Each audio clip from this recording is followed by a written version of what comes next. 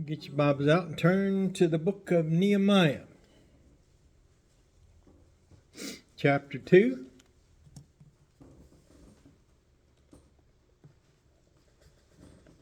Go down with verse number 10. Nehemiah, chapter 2, verse 10. Bo like to call him Nehemiah.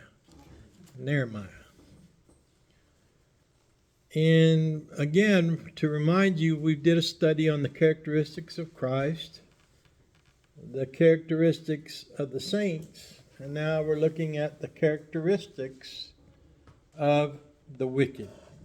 Look at Nehemiah chapter 2, verse 10, and we'll see that the wicked are envious.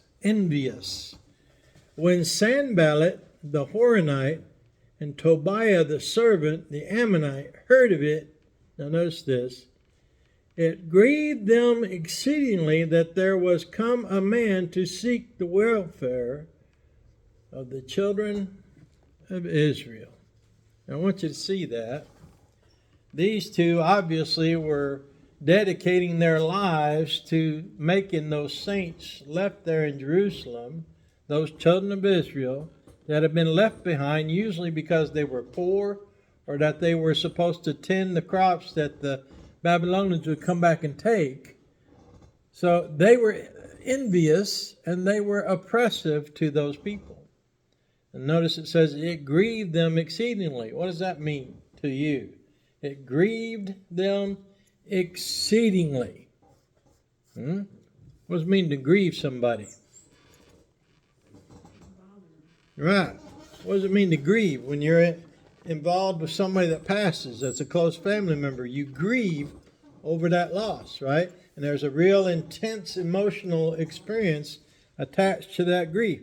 And that's what it's saying. They grieved exceedingly. Boy, they were highly upset that somebody was going to come back and help those children of Israel that were left behind.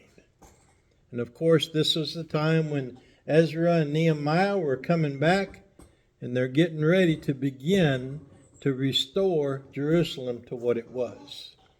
And what a blessing to think of how Ezra and Nehemiah were responsible to get Jerusalem rebuilt after the 70-year captivity. And it just so happens that God had all of that arranged.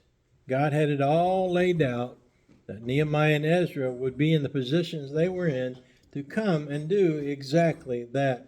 And here's the enemy, Sanballat, the Horonite, and Tobiah, the servant, the Ammonite, heard of it.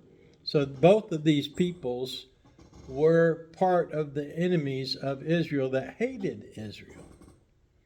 When you think about it, Israel had conquered every one of these people, but they hated them. You see, the Israelites didn't do to them like they are trying to do to the Israelites. And here Sanballat is upset. Boy, he's mad. He's grieving. He's exceedingly grieved, it said. He's tore up about it, about this opportunity for Israel to be rebuilt. So he's envious. And then go over to the book of Titus, chapter 3, along that same line. Titus, right after Timothy, 2 Timothy. Titus chapter 3 and verse 3.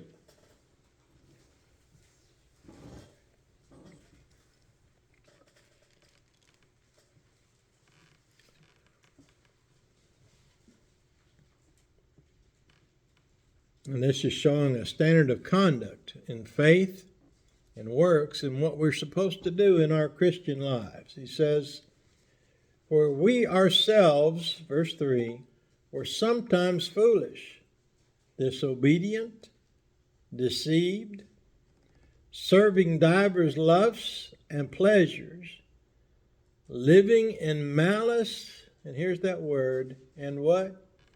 Envy, hateful, and hating one another.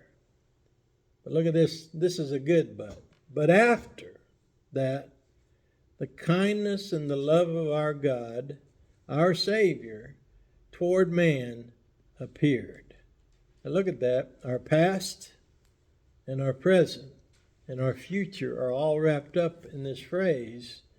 We were ourselves also were sometimes this way.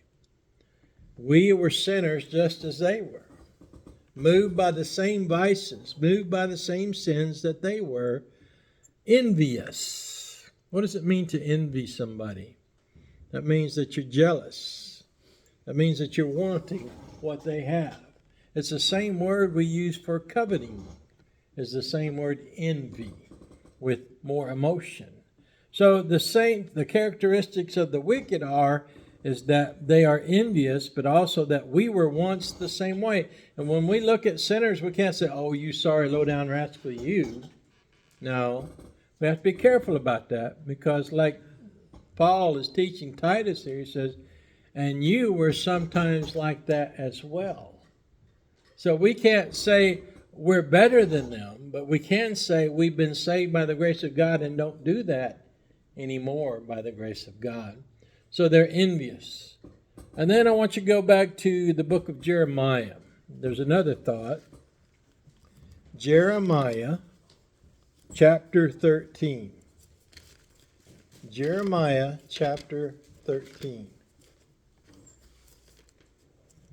And go down to verse 23. Not only are the wicked envious, they're also evildoers. Evildoers. Jeremiah chapter 13 and verse 23.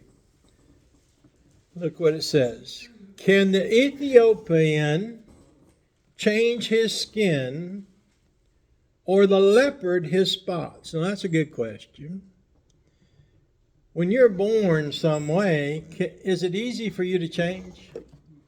If you decide you want to be a different color, for instance, let's say that you're red and you want to be white, or you want to be black, or you want to be yellow, or whatever other color you choose, can you just change your color? Nope. Doesn't work that way. And everybody knows what a leopard looks like, right? They've seen them in the zoos and on TV. And they're pretty creatures, but they're full of spots all over. You think that leopard would say, well, I don't like them spots. I'm going to change and get all those spots gone. No, doesn't work that way. And that's the obvious answer for this question, but look what he says.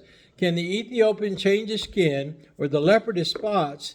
Then may ye also do good that are accustomed to do what?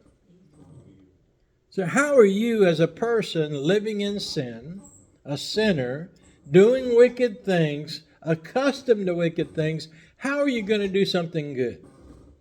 It just doesn't work, doesn't it? That's like the idea that the Old Testament conveys about water being bitter or sweet, flowing together. It can't work that way, can it? It's either one or the other. It's like salt water and fresh water. When salt water gets into fresh water, what happens? It gets the whole water contaminated with salt water, and you can't drink it. Okay? Just like there are places in this country where rivers flow into the ocean, but the ocean starts backing up into those inlets, and you'll find those saltwater creatures can live in that part of the river that's mixed because of the salt water that's in there in that content. So here's the idea. He says, the Ethiopian can't change his skin. The leopard can't change his spot. Neither can the wicked change his own ways. Now, we hear lots about reformation. We hear lots about changing our ways, or doing better, or reforming ourselves. Now, think about it. When was the last time you saw a goat that could change itself into a sheep? Or a sheep change itself into a goat? Or a tiger change himself into a bear? It's not in their natures to be able to change, is it? It takes a direct intervention from God to change a wicked person's heart. Just as he intervened in our lives and changed our hearts from a cold, dead, stone-cold heart, he changed that heart into a new, fleshly heart, able to see the fact that we were dead in our trespasses and sins. God knows our hearts. We don't. God knows that our hearts are deceptive. They're wicked. beyond all imaginations. Remember what it said over there in Noah? It's time, let's go there. Genesis chapter number 6. Genesis chapter number 6. I about invented a new book here, didn't I? Noah chapter 6. Genesis chapter number 6. What did God see when he looked down at man? Verse 5 says, and God saw. Now that's saying something. God took notice of this particular thing. God saw that the wickedness of man was what? Now what does that mean, great? Wasn't a little bit, wasn't a dab here and there. It was great in the earth. And that every, now look at that word every, what does that mean? All. Every imagination of the thoughts of his heart, speaking about men, was only evil. How? Now that's a statement of our true condition. Now men aren't going to tell you the truth about their hearts, are they? They're going to say, oh, I'm pretty good. I'm all right. I'm not as bad as that deacon down there, so-and-so. Or I'm not bad as that piano player that ran off with the preacher, so-and-so, etc., etc., etc. Well, let me ask you something. How wicked is wicked? What grade of sin does God say is okay and not okay? All sin is wickedness. So God is saying here, back in Jeremiah 13:23, it says, the Ethiopian can't change his skin. The leper can't change his spots. And he's saying the same thing there in Genesis 6. God saw that every imagination of the man's heart was only evil. How? Continually. Now, I submit to you today that it's true today as it was in the time of Noah. And that's why the Lord promises there in the book of Matthew. He says, as it was in the days of Noah, so shall it also be when the time comes to end. When the end times come, or when he comes back, so shall it also be. So here it is, the times of Noah. Here it is, the times of Jeremiah. And here it is, our time. Men are still wicked, aren't they? And what does Paul tell us is going to happen? They're going to get better? No. Evil men shall wax worse and worse. I like to say worse and worser. All right? Evil men shall wax worse and worse. So they're evil doers. And then I want you to see another thing. Go back to the book of Proverbs 28. Is that evil men are fearful. Proverbs 28.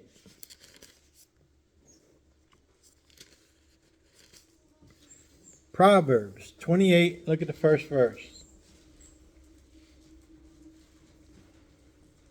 I like this.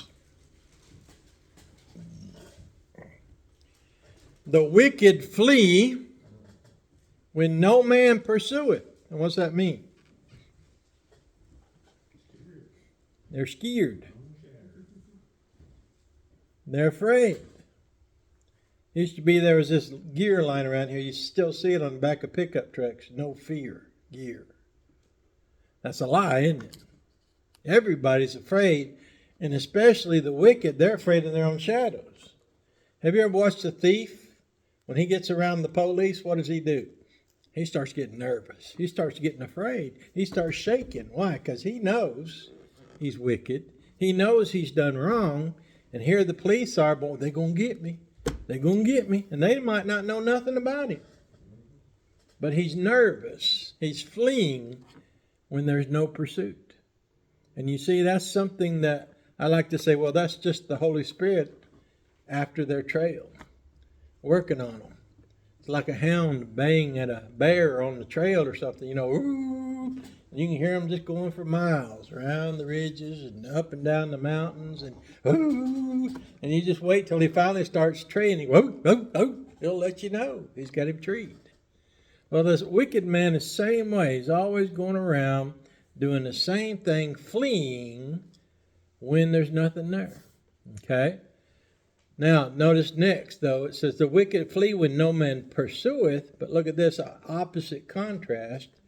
But the righteous are what? Bold as a lion. We need to be bold as lions nowadays, because that lion sure is getting enough time around. Remember, the devil's compared to a lion, isn't he? He's a lion roaring lion, seeking about whom he may what? Devour. Well, we're not out to devour, but we need to be bold as a lion. We need to be bold as bold as the devil. We need to be that bold to be able to tell people about the saving knowledge of Jesus Christ. We need to be that bold and not fearful. And look over at the book of Revelation, chapter 21. We'll be back to Proverbs in the next one. But Revelation 21, which we'll soon be covering, Revelation 21. And go down, if you will, to verse 8.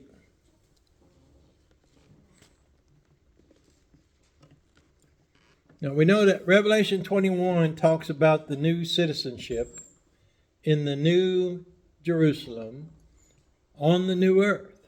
All things are new here. All right, but look at this verse and notice what it says. But the fearful, there's that word we're looking at, the fearful and unbelieving and the abominable and murderers and whoremongers and sorcerers and idolaters and all liars shall have their part where? The lake that burneth with fire and brimstone, which is the second death. They're not getting into that city. They're not getting in, and they are afraid. When you think about it, they're afraid.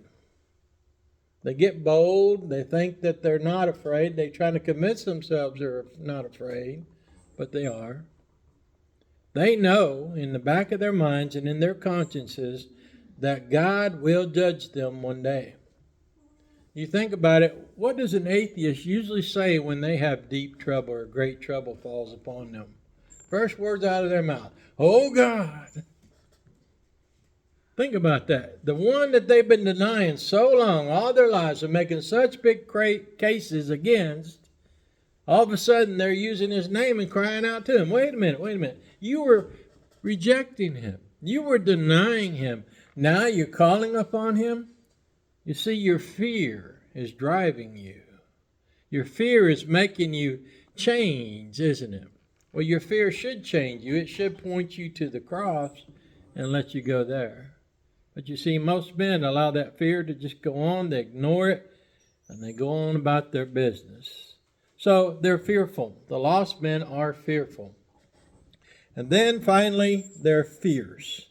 Look, if you will, go over to 2 Timothy. 2 Timothy chapter 3.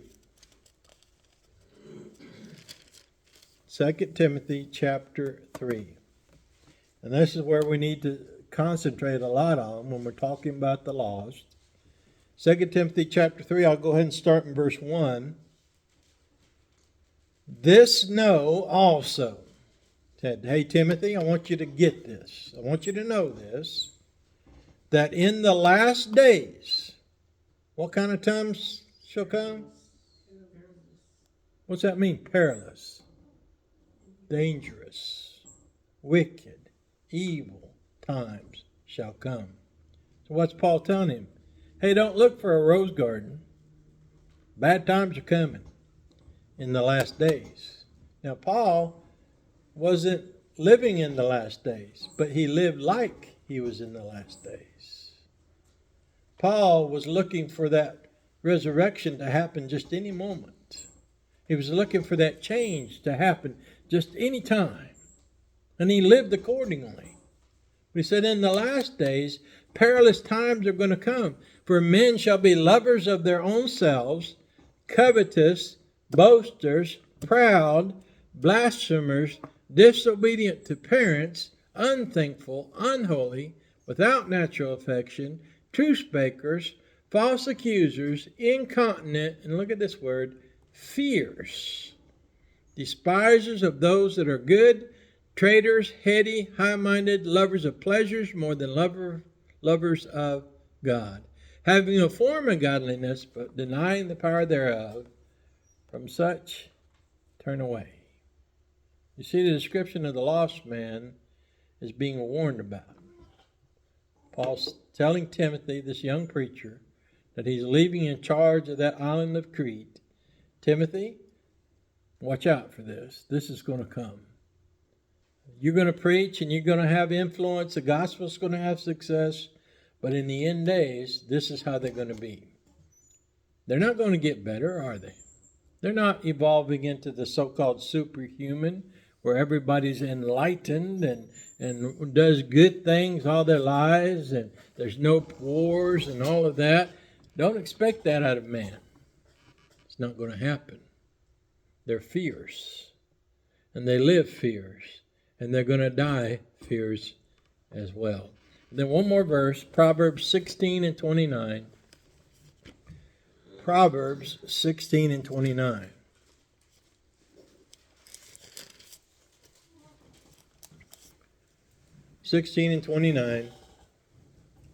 A violent man enticeth his neighbor, and leadeth him into the way that is not good.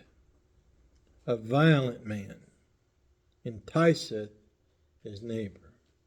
Do you ever have a neighbor come up and say, hey, why don't we go do this? You see, that's pretty common. Let's go do this. You'll find out that you start packing with the wrong crowd. And all of a sudden they say, hey, let's all come together and we'll do this on a regular basis and we'll have one purse. You ever seen the drunks when they get their big paycheck and what happens? There's a bunch of them hanging around, aren't they? But then what happens when the money runs out? All those fair weather friends are gone. And it's the same way here. He says your neighbor's going to try to entice you into doing something that you shouldn't do. Watch out for that, because they're fierce. He says, look what, again, he says in this verse, he says, but the, excuse me just a second here, I'll get it. A violent man enticeth his neighbor, and leadeth him into the way that what? Watch out for the man that would have you lower your standards. That's one thing you'll find out that's common in a lot of these so-called modern churches is they want you to lower your standard to fit theirs. Not the other way around, where you should want them to come up to your standard. They want you to lower your standard so you can be acceptable to them. Don't do that. That's a neighbor enticing you away from good. Think about that. Think about they're envious, they're evildoers, they're fearful, and they're fierce. All right, let's all stand. We'll close with a word of prayer. Brother Doug, would you dismiss us, please?